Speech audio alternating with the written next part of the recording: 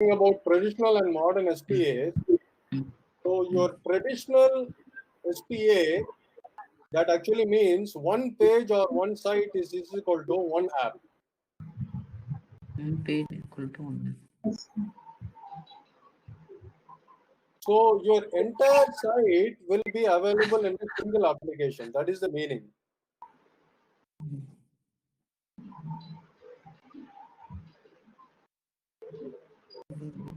And you have something called as application scope. So before we actually talk about application scope, I said like traditional SPA is you have one SPA in a single page. That actually means that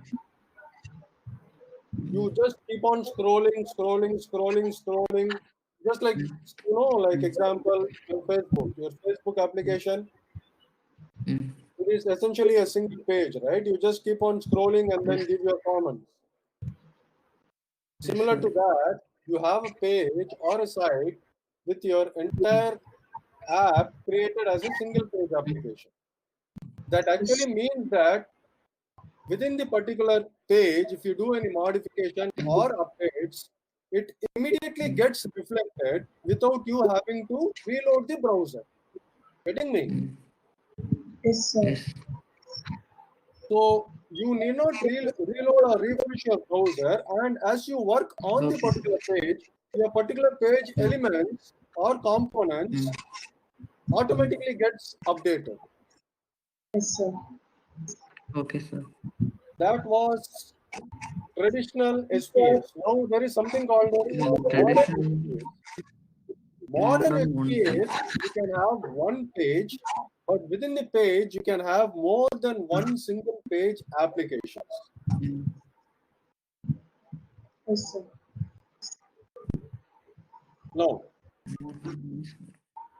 in traditional single page application, I said like application scope. There is something called as an application scope. I said while you actually work within the particular application or the page, the updations happen dynamically without you having to reload the page. Now, this is actually possible by using what is called as the application scope. Okay. This scope is actually responsible for your entireness, control, and awareness. So your every change is reflected or managed by what is called as the scope.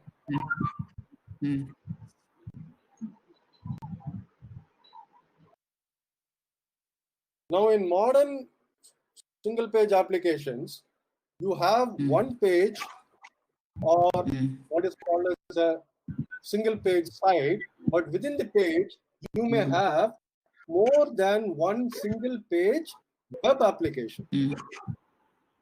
Okay. In one application, we'll have more storage. No, not in one application. In one page, you can have more than one web application. Okay, sir. So it is essentially a single page application which contains many smaller single page applications. SPA within an SPA. Yes, sir.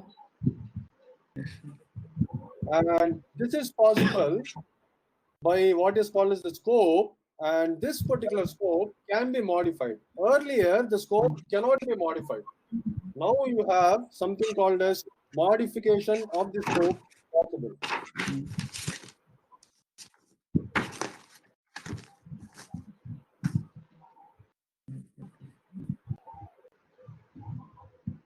Well, these are the advantages of single page applications. There are also disadvantages to it. Okay, sir. The primary disadvantage is, guys, if your internet connection is very slow, right? Yes, sir. It may take some time to load. So as I said, everything gets loaded right on the initial page request. And if your connection is slow, you may need to wait for some time. So slow initial page load is possible. And because of that, you may have Memory more poor. memory usage, and in fact, poor user experience.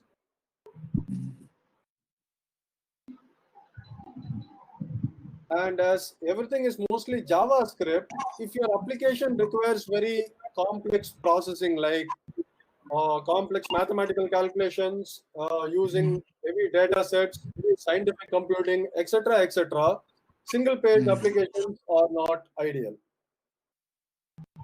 Yes, sir. Okay.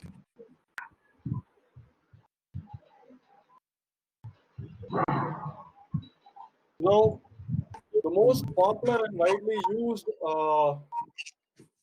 frameworks or tools or technologies, whatever I name it, are Angular, React, and Vue. Okay. Okay, and Okay. in Unit 2, we are going to understand creating single page applications using Angular. Angular. Yeah.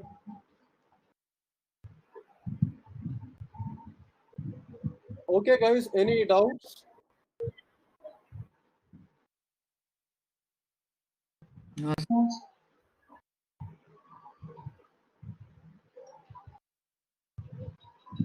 Now I have one more slide. Let's just get started with Angular basics and then we can continue in the next class. Yes. So Angular, it is essentially a framework. Now, if you see, like there is React. React is a library. Angular is a framework. Just like in Unit 1, we have seen like Bootstrap is a framework and jQuery was a library. Yes. Angular is a framework. So that means that we have got certain common things out of the box available in a structured manner. And you use this structure or hierarchy within the framework to build very rich, dynamic client-side web applications.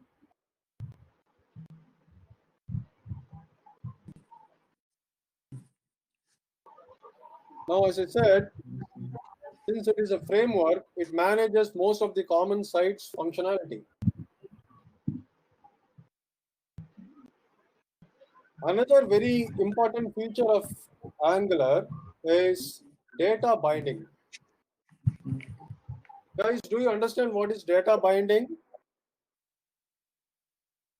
binding of more data in It is Yeah. essentially, as you can see here within the parenthesis, you have a web page and say you have a form wherein you enter certain things within certain elements. Okay, so as you enter or update a particular element, all the necessary updations, right? The UI immediately updates. Okay, sir. So UI content updation as the user updates or enters is actually called as data binding. Data The binding. data that you actually enter within the element is actually bound with that particular thing as any modifications are also done. Okay. The next important point is Angular makes use of what are called as components. Remember, guys, the frameworks that we have seen in Unit 1, MVC, MVP, MVVM, NVBP. correct, MVVP. So this is something like a MVVP framework. It makes use of what is called as components. Components. Another feature of Angular is dependency injection.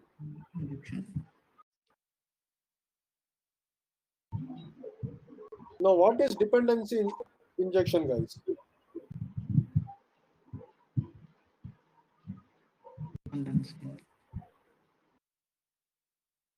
See, Angular, as I said, it makes use of components. So create a component or pick a particular component from the Angular framework and then put it inside the UI, components together, so you get a working web application, etc., etc. Now, besides this, you may have components, either simple or complex, that requires service from some other components or some other objects. Essentially, you may have a particular component that is dependent on some other component. So component A requires the services of component B. So in such a case, Angular provides these services out of the box. And hence we say that Angular makes use of dependency injection. And when you use dependency injection, you need not write the dependency code yourself, right? And you can write your own client-side business logic.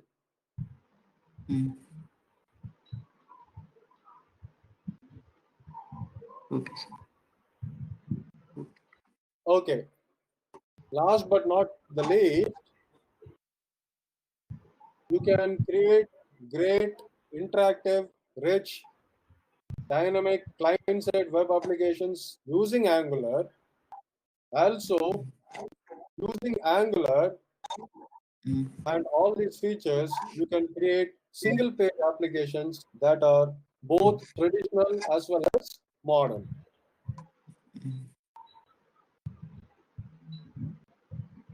Are you understanding, guys? Yes, sir. Okay, so remember, when you actually create a single page applications, it may have many components linked together. And when a particular single page application becomes too long so that it doesn't fit in a single window, you need to scroll down further. In that particular case, you may want to have the components linked within the application. Essentially, the concept is like parent and child components. And parent components are to be linked with child components. And in Angular, for this particular linking, you make use of what are called as routers. Yes, sir.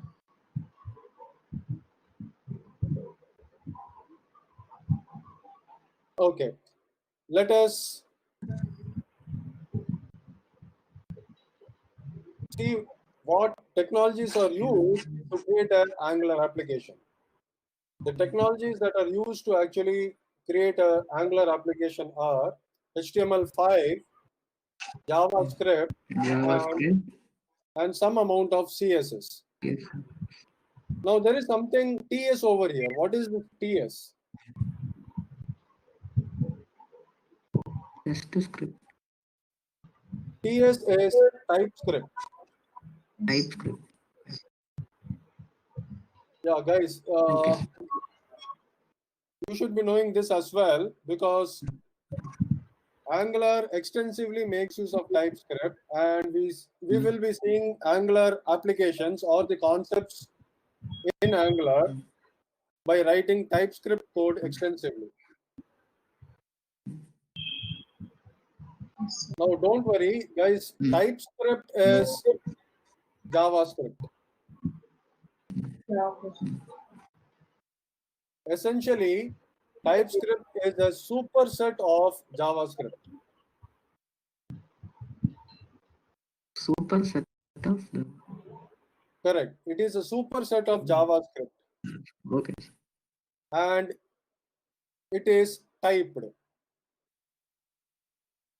Now, what do you mean by it is typed? See, guys, JavaScript, it is not typed. It is flexible. It is dynamic. It is loose, right?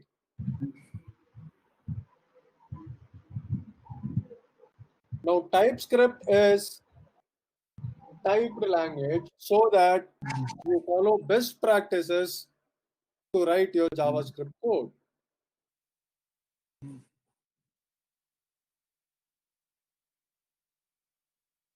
So it is a superset of JavaScript.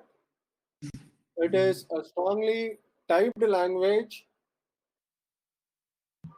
and essentially, if you write a TypeScript code, it gets compiled into JavaScript.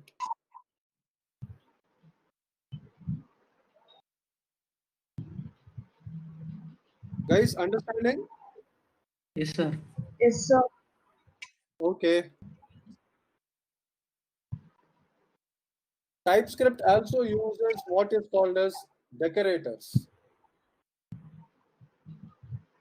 Now, guys, before we actually continue, I want to introduce another terminology here which is related to TypeScript and JavaScript, which is called as ECMAScript. What's your headmaster? ECMAScript.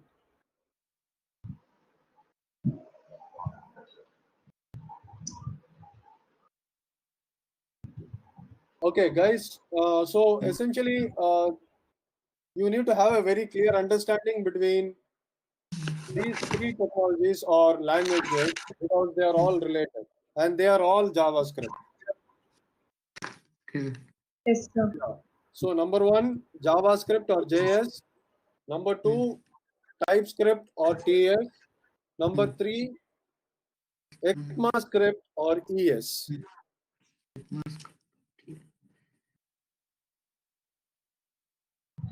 Now, guys, ECMAScript is nothing but it is the standard for JavaScript. Yes, sir. ECMAScript is the standard for the JavaScript language. ECMAScript stands for European Computer Manufacturers Association.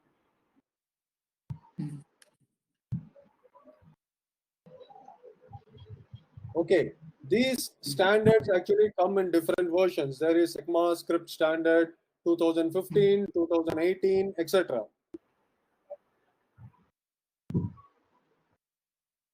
Now, I am saying ECMAScript here because Angular basically makes use of TS. Okay, Angular makes use of TS extensively, but TS codes also have some kind of similarity with the ECMAScript standard.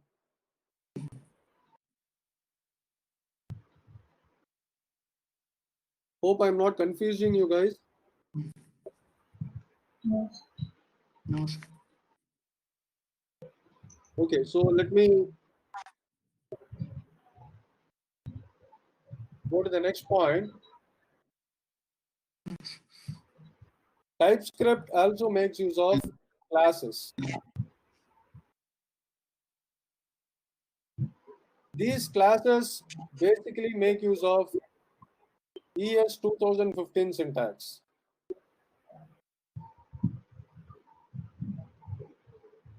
Now, what is ES, guys?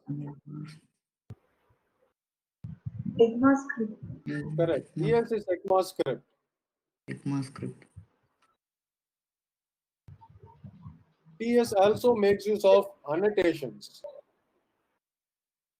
So throughout this particular unit, we will be writing more TS, we will be writing decorators, we will be writing classes, we will be writing annotations, etc. to build client-side web applications. Yes, sir. Okay, so let us see a very simple code of a simple Angular component. We are not going to execute it now, but I'm just going to show it in the slide so that you understand at a very high level how TypeScript code looks like. Yes, sir.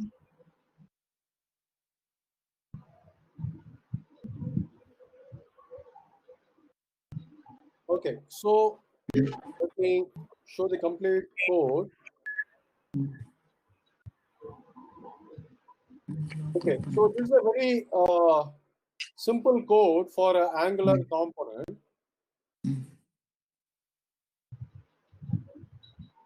So here you can see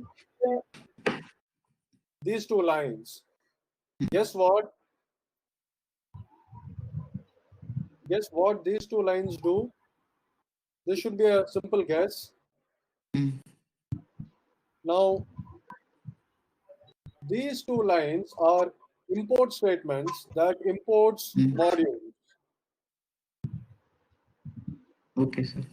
Okay, this imports component and form builder. This imports import Module. statement is used to import modules. Okay. Okay, sir. Now these two lines are TS. The syntax is purely TS. Okay. Yes, sir. And then here you have got @ component. You write something using this @. These are called as decorators. Okay. We will talk more about the functionality of decorators later, but at a very high level, I just want to show you how a particular component in TypeScript looks like. Mm. So this is how in TypeScript you import modules. This is a decorator, and this is totally TypeScript. This is also TypeScript, but the point here is the syntax sometimes is very much similar to ES 2015 syntax as well. Say, for example, you have a class called as test component. You create a class called as test component, within which there is a constructor. Now this syntax, say for example, class test component. Now this is TypeScript. This is TypeScript, okay? Mm. But this export, it is, I'm sorry guys, class test component, it is essentially ES syntax. Are you understanding me? Class Sir, test component. Yes. Yeah, class test component, this syntax is ES syntax. Okay, sir. Now see here, constructor. Constructor is also ES syntax. Yes, syntax. But this guy, export is TS. Yes. Okay. And see another point here. See this parameter FB : form builder. Now this is strong typing. Strongly typed. Now this is TS. This is not ES.